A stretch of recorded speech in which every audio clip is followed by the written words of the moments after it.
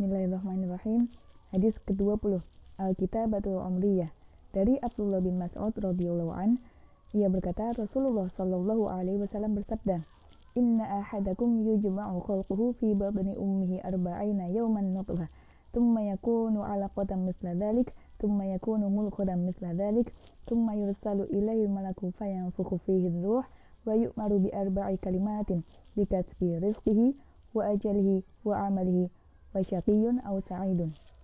Sesungguhnya tiap-tiap dari kalian dikumpulkan penciptaannya dalam rahim ibunya selama 40 hari berupa nutfah, kemudian menjadi segumpal darah selama itu juga, kemudian menjadi segumpal daging selama itu juga, kemudian diutuslah malaikat untuk meniupkan ruh kepadanya, lalu diperintahkan untuk menuliskan 4 perkara, yaitu rizkinya, ajalnya, amalnya, dan celaka atau bahagianya.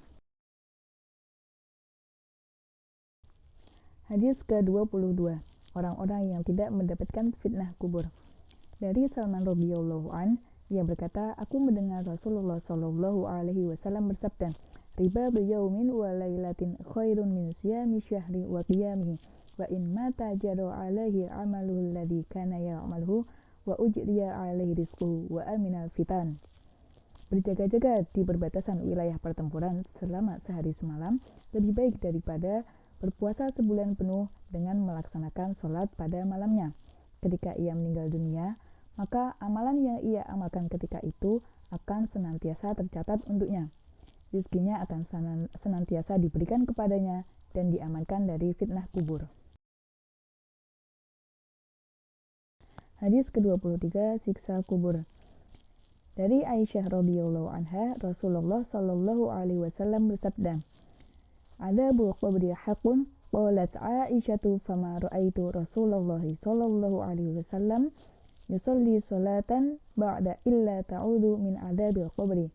Siksa kubur itu benar adanya.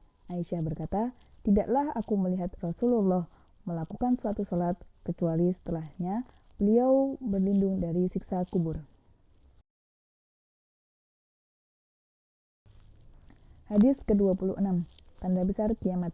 Dari Huzaifah bin Asid radhiyallahu anhu, ia berkata, Nabi sallallahu alaihi wasallam bersabda, Inna sa'ata la takunu hatta takuna bi 10 ayatin, khasfun bil masyriqi, khasfun bil maghribi, khasfun fil jazirah arabi, wat tukhan, wat dajjal, wat dabatul ard, wa ya'juj wa ma'juj, wa tulu'u syamsi min maghribiha, wa narun takhruju min qu'ratin adanin tarhalun nas, al-ashiratu nuzulu Isa bin Maryam sallallahu alaihi wasallam. Sesungguhnya kiamat itu tidak akan terjadi hingga muncul 10 tanda sebelumnya. Yang pertama, penenggelaman yang terjadi di timur, penenggelaman yang terjadi di barat, penenggelaman yang terjadi di Jazirah Arab, kemudian munculnya asap atau dukhon, dajjal, binatang bumi, Ya'juj dan Ma'juj, kemudian terbitnya matahari dari barat, keluarnya api dari jurang Aden yang menggiring manusia, dan yang ke-10 adalah turunnya Nabi Isa bin Maryam alaihi salam. Hadis ke-28, hari kebangkitan. Dari Ibnu Abbas radhiyallahu anhuma, Nabi sallallahu alaihi wasallam beliau bersabda, Innakum mahsyuruna hufatan uratan ghulan, thumma qura'a kama bada'na awwala khalqin nu'iduhu wa'dan alaina inna kunna fa'ilin, wa awwalu may yubsa yaumal qiyamati Ibrahim alaihi salam.